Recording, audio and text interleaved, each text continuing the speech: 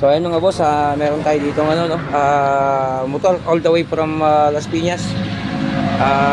Avenger 220. So papa-convert sa atin ng ano ng kanyang magneto at CDI. Gawa ng mahirap maghanap ng ano nito, CDI na original.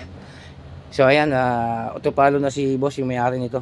So mamaya magbibideo ulit tayo mga boss. Alright.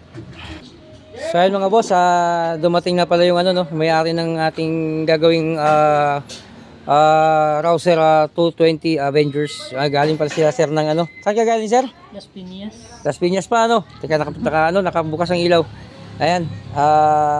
Ilang mekaniko nang dumali niyan sir?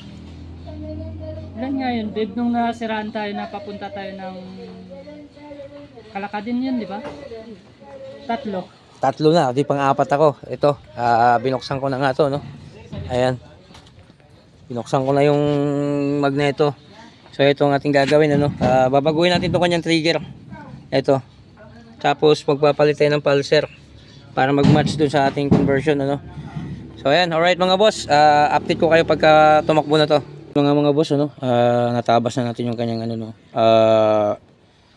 Yung kanyang trigger sa pulser. Ayan, nagtira tayo ng ilang degrees. Ayan, natabas natin yung iba. So ang gamit naman nating pulser ito. Ayan. Pinalitan natin yung kanyang load. Ito yung dati niya. Ayan, hindi kasi ito pwede sa i-convert natin CDI na 4-pin. Itong pulser na ito, palyado. So kailangan magpalit tayo nito. So ayan mga boss, ikabit natin ito para ma-testing natin kung okay yung kanyang andar. Alright.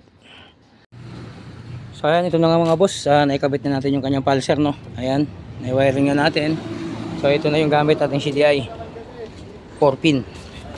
Ayan, 4-pin CDI na yan siya mga boss. So ayan, matitesting natin kung goods bang andar.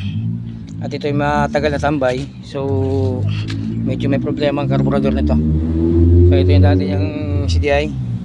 Ayan, twin spark pa rin to mga boss, ano. Yung dalawang coil niya gumagana pa rin. Ayan, testing natin mga boss. Ayan, choke muna natin.